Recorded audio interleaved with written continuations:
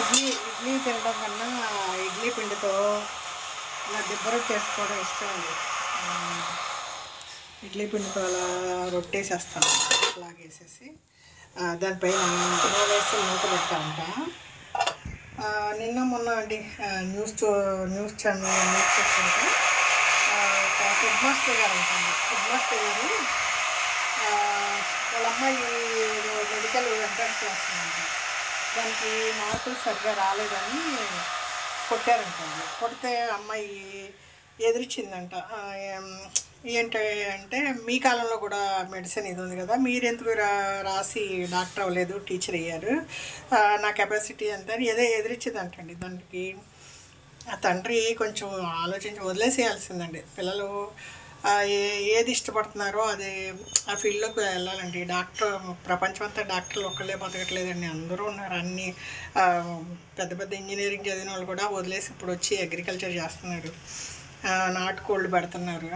ఆ పిల్లని ఎదిరించేసరికి ఏదో గ్రైండర్ రాయబెట్టి తల మీద కుట్టేశారంట. కుట్టేస్తే పిల్ల చచ్చిపోయిందంట. ఆయనేమో హెడ్ మాస్టర్, ఆయనేమో కంట్రోల్ చేసుకోలేకపోయాడు.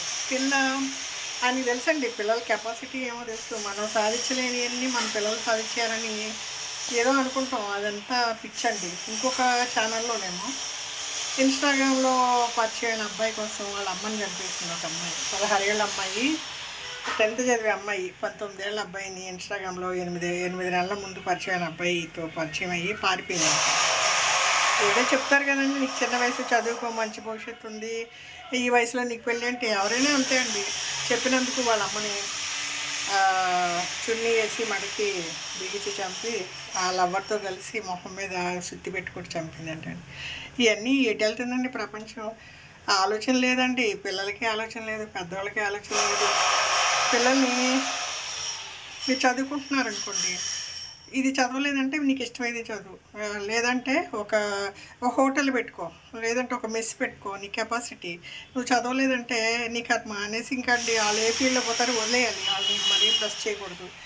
లేదు వాళ్ళకి వచ్చి ఈ ఫీల్డ్లో ఇంట్రెస్ట్ ఉందంటే అడిగేచ్చండి. మనకి ఇంట్రెస్ట్ అనేసి మనకి నచ్చిన ఫీల్డ్లో తోసేసి వాళ్ళని ఇరికించకూడదండి. అలాగే పిల్లలు లవ్ చేసి ఇలా చేశారనుకోండి, మనకి కర్మ అండి, వాళ్ళ కర్మలా నడిపిస్తుంది. మనం ఈ రోజుల్లో 4 రోజులు ఆడితో అన్నీ తగిలిస్తే మళ్ళీ ఏడ్చుకుంటూ వస్తుందండి. దీనికి ఈలోపు బుద్ధులు చెప్పేసి ఆవిడ ప్రాణం మీద నిలుచుకుంది. దానికి బుద్ధి ఉంటే వెళ్ళదు కదండి. 16 ఏళ్ల పిల్లకి వదిలేసి అమ్మని చంపాలని చెడు బుద్ధి వచ్చేసింది.